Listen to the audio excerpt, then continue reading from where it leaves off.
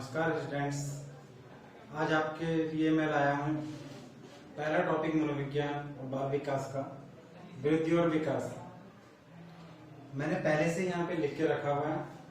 सबसे पहले मैं आपको बताता हूँ कि टॉपिक आता कहाँ पे और कहाँ पर इसके कितने मार्क्स लगभग आते हैं। वृद्धि और विकास का ये जो टॉपिक है ये सभी परीक्षाओं के लिए बहुत महत्वपूर्ण है, खासतौर से शिक्षक पात्रता परीक्षा और उसके बाद जो एलटी एग्जाम होता है, टीजीटी एग्जाम होता है, वहां पर भी आता है। सीटेट या टीईटी के एग्जाम में तो ये मुख्य रूप से हमेशा आता है, 1 नंबर 2 नंबर, 1 नंबर 2 नंबर का हमेशा आता है। इसके अलावा एलटी की परीक्षाओं से लेकर टीजीटी की परीक्षाओं में, पीजीटी की परीक्षाओं में, केंद्रीय विद्यालय, नवोदय विद्यालय आदि सभी शिक्षक परीक्षाओं में ये टॉपिक आता है। बहुत ही सरल टॉपिक है। आपको मैं संकल्पना के साथ इसे समझाऊंगा और साथ में इसके बाद मैं आपको पीडीएफ भेजूंगा। आपको आसानी से ये समझ में आएगा। इस टॉपिक को पढ़ने के बाद आप जो है प्रश्नों को लगाएंगे, अर्थात जो भी प्रश्न जब भी यहाँ पर आया है आप उसको लगाएंगे तो आपको आसानी से जो है फिर ये टॉपिक क्लियर हो जाएगा।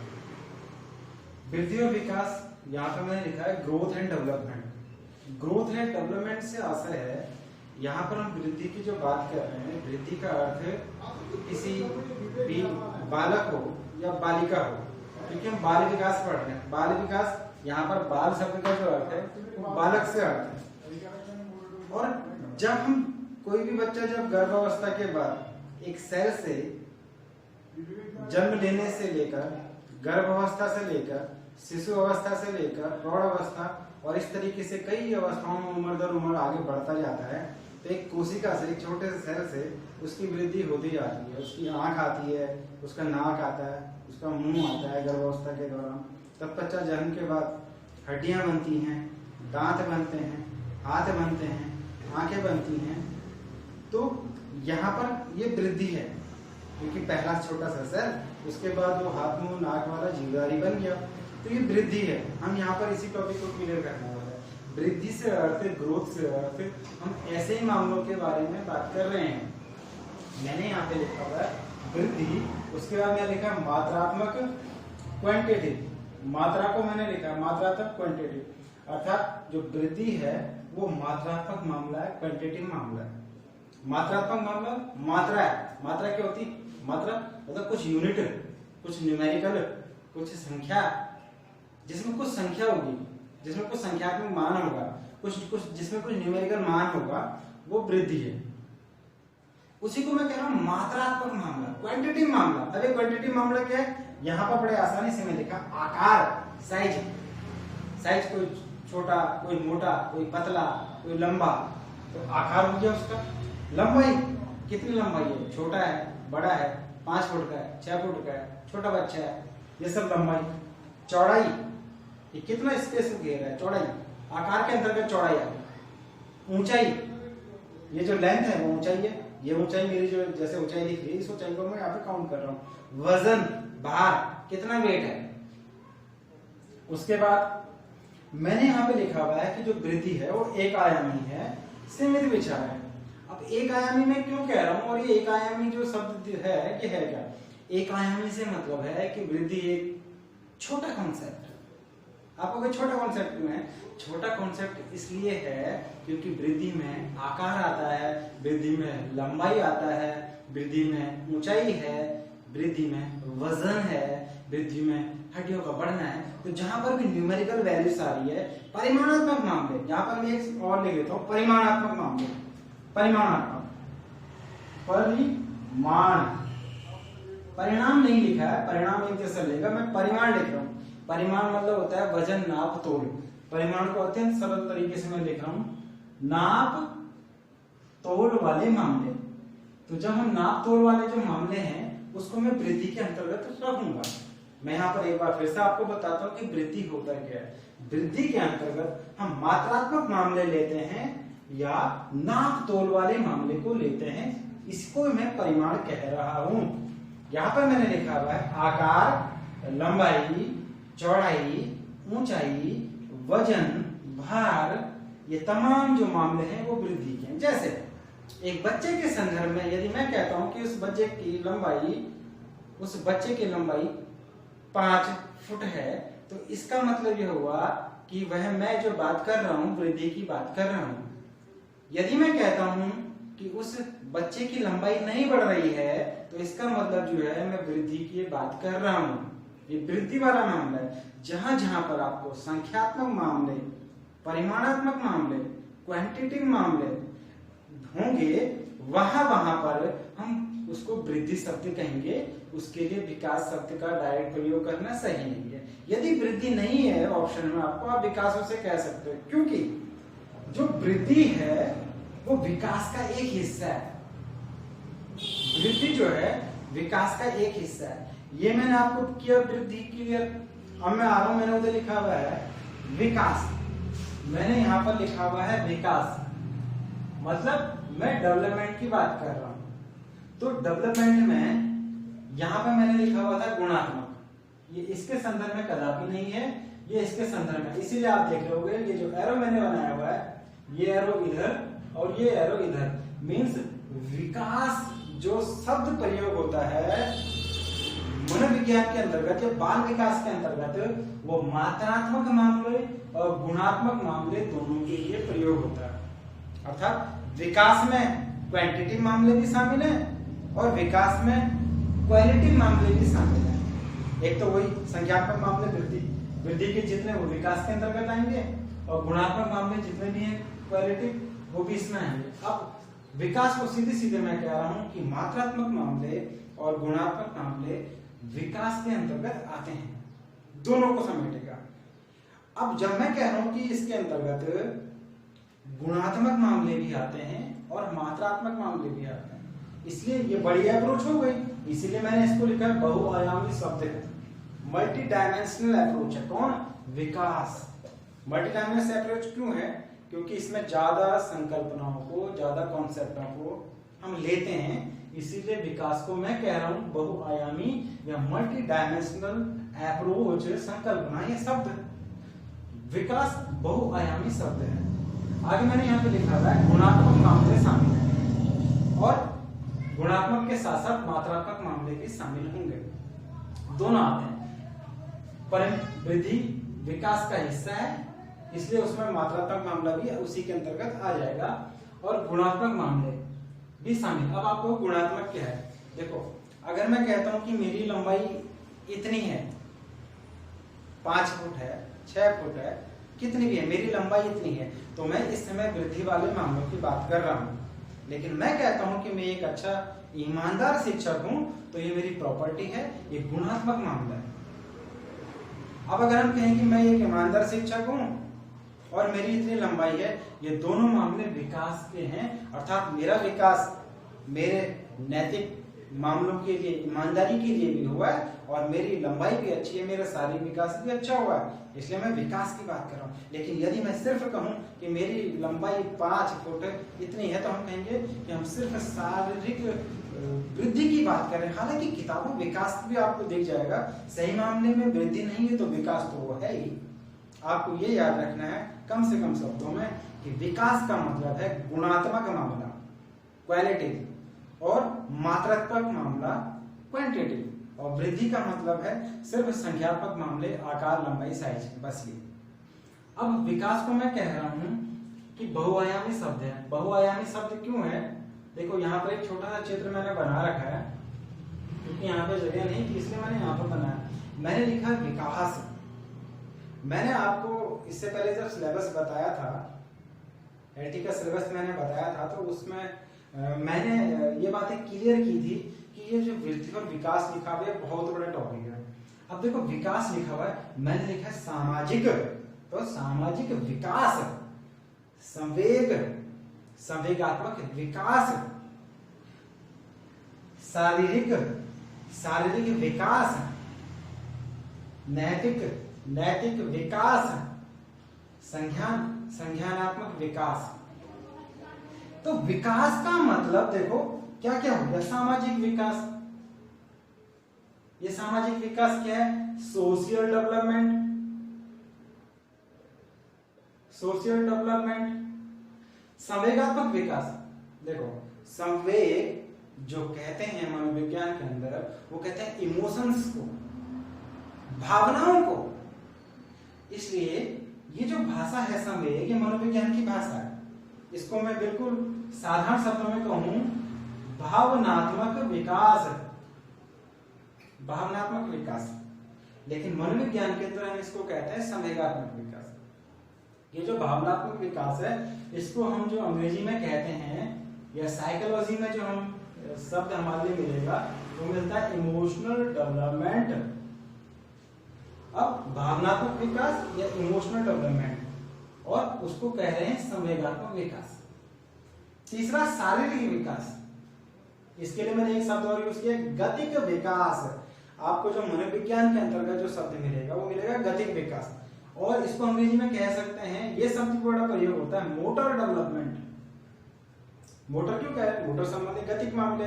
मोटर कहते हैं गति संबंधी, गति मतलब जैसा मैं चल रहा हूं तो ये गति है, ये मसल्स मामला है। अगर मसल्स में जो है कुछ कमजोरी आएगी तो ये गति नहीं होगी, क्योंकि ये गति संबंधी मामला है, इसलिए मोटर डेवलपमेंट है, शारीरिक विकास। उसके बाद ये नैतिक विकास, अगला है नैतिक विकास। नैतिक मतलब मॉरल। आप कहोगे मॉरल क्या सही है क्या गलत है, मुझे ऐसा करना चाहिए मुझे ऐसा नहीं करना चाहिए, चोरी करना गलत बात है, हमें देश के लिए काम आना चाहिए और हमेशा ईमानदारी से काम करना चाहिए। ये तमाम जो बातें हैं ये नैतिक मामले हैं, मॉरल है। आपने बचपन में मॉरल साइंस पढ़ा भी होगा, नैतिक शिक्षा करके उसे कहते हैं। नैतिक शिक्षा से मतलब यही है कि अच्छाई और बुराई की समझ होना, वो वाला जो पक्ष है वो नैतिक विकास है। उसके बाद यहाँ पे लिखा है संज्ञान। संज्ञान को अंग्रेजी में जो कहते हैं या मनोविज्ञान में जो कहते हैं कॉग्निटिव डेवलपमेंट, कॉग्निटिव डेवलपमेंट। अब यहाँ पर जो कॉम्बिनेशन है संज्ञान का मतलब है, संज्ञान में 100 और उसके ऊपर जो बिंदु है उसको हटा देते हैं और अब ये ज्ञान, ज्ञानात्मक विकास। और अगर मैं कहूँगी जो ये आप मैं हाथ लगा रहा हूँ अपने हेड के हिस्से में, ये मस्तिष्क का है वो हिस्सा जहां से सोचने की सारी क्रियाएं होती हैं। ये सोचने वाला मामला, ये मस्तिष्क वाला मामला, जो भी कुछ है वो संज्ञानात्मक विकास के अंतर्गत आता है।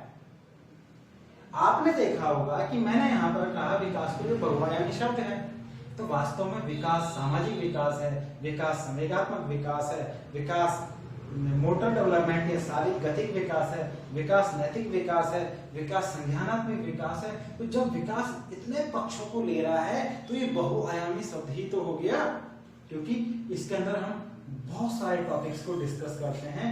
एक बच्चे के जीवन के संबंध में उसका सामाजिक विकास करना भी बहुत जरूरी होता है, उसका संवेगात्मक विकास करना भी बहुत जरूरी होता है, उसका शारीरिक विकास करना भी बहुत जरूरी होता है, उसका नैतिक विकास करना भी बहुत जरूरी होता है, उसका संज्ञान विकास करना भी बहुत जरूरी होता है। इसलिए हमारा एक शिक्षक होने के प्रति हमारी ये जिम्मेदारी होती है कि हम विकास के इन पहलुओं को समझें, क्योंकि हम जो है कल को जब शिक्षक बनेंगे तो इन्हीं पक्षों को हमको जब उनकी जानकारी हमें होगी तभी हम अपने विद्यार्थी को अच्छे से समझ सकते हैं। बाल विकास, इसको अगर मैं यहाँ पर बाल लिखूं तो बड़ा सुंदर लगेगा और बहुत अच्छा समझ में आएगा। बाल विकास, हम टीचर हैं और हमें बाल विकास को जानना है। समझने की कोशिश करते हैं एक उदाहरण के जरिए कि ये बाल विकास जिसको मैं बहुआयामी शब्द कह रहा हूँ, क्यों कह रहा हूँ, और एक टीचर होने के नाते बाल विकास के हम क्यों समझ रहे हैं। एक उदाहरण से इसको समझेंगे तो सुनिए, एक बच्चा है, यह बच्चा जो है क्या कहते हैं, बच्चा जो विकास की अवस्था है गर्भ अवस्था से शुरुआत होती है और गर्भ अवस्था से मृत्यु पर्यंत तक विकास की अवस्था होती रहती है। इसीलिए विकास का एक प्रॉपर्टी होती है कि विकास निरंतर चलने वाली प्रक्रिया है।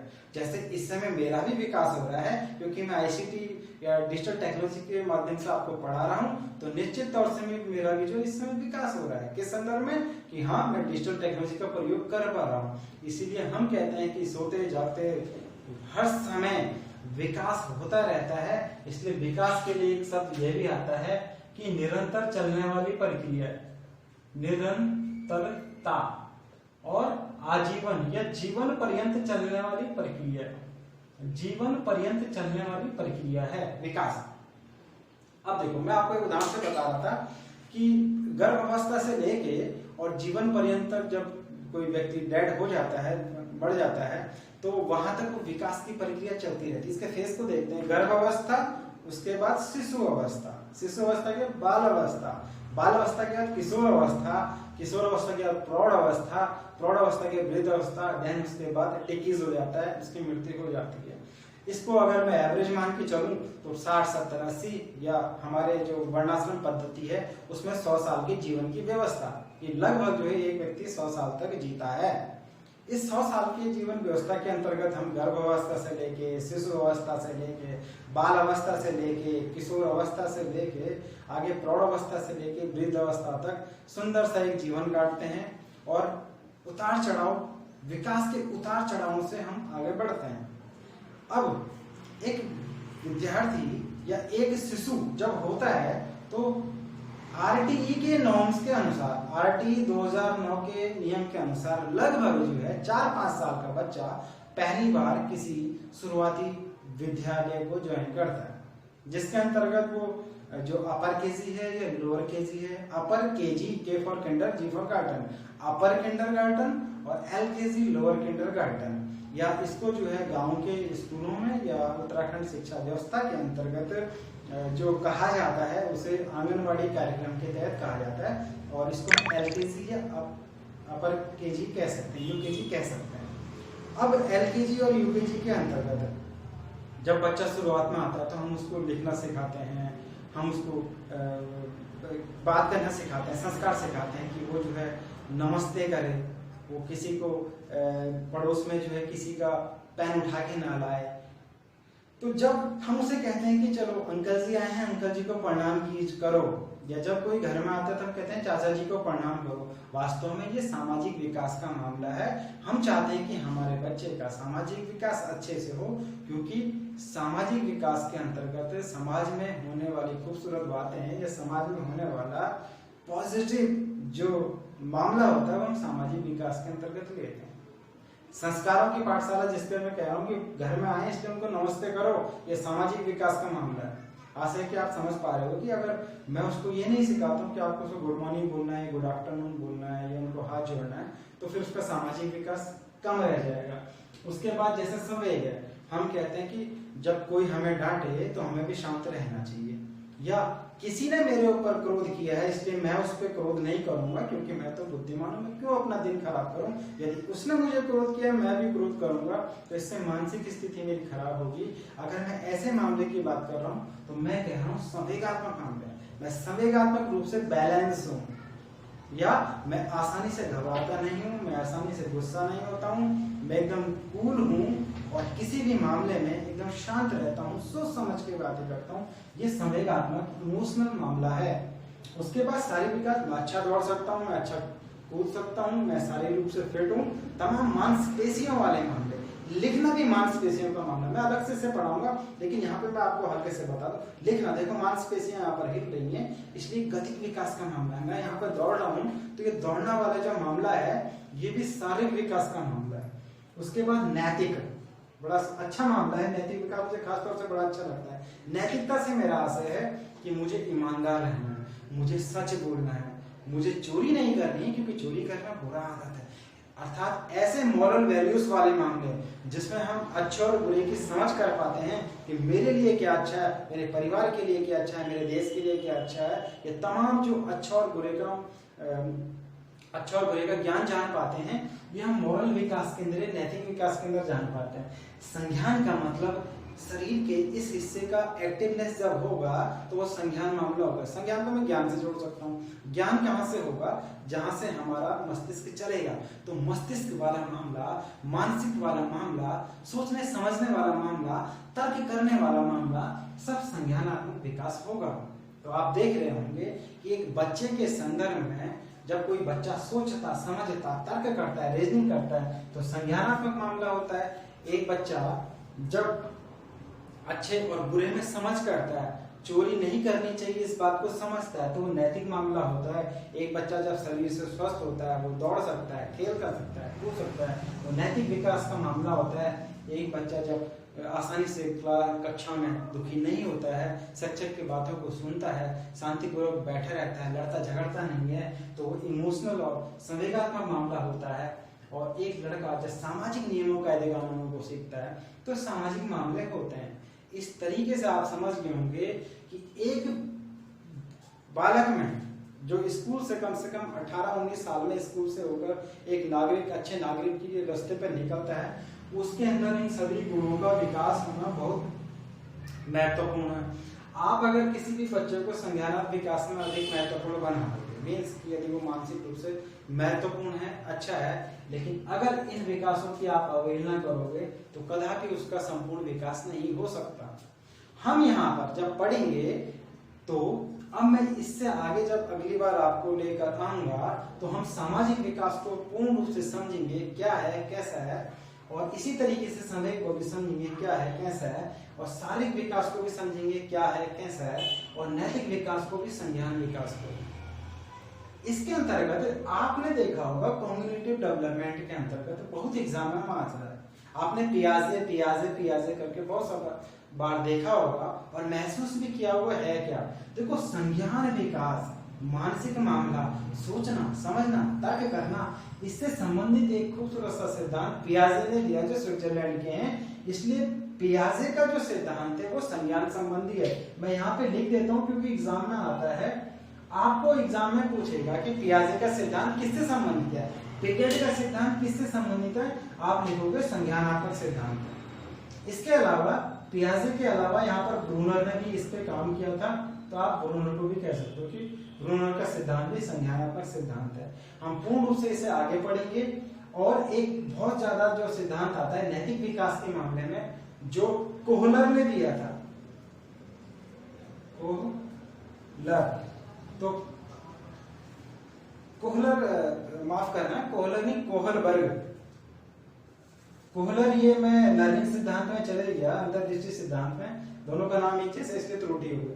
कोहलबर्ग का नैतिक विकास का सिद्धांत, ध्यान रखना, कोहलबर्ग का नैतिक विकास का सिद्धांत जब भी आपके पास पूछे तो ये कोहलबर्ग का नैतिक विकास का सिद्धांत है, मॉरल डेवलपमेंट का सिद्धांत है, ये आपको एग्जाम में आएगा। तो दो चीजें आपके पास, संज्ञान विकास का सिद्धांत पियाजे का और कोहलबर्ग का नैतिक विकास का सिद्धांत। बाकी आगे का जो टॉपिक होगा हम एक एक करके इस टॉपिक को लेकर आएंगे। धन्यवाद।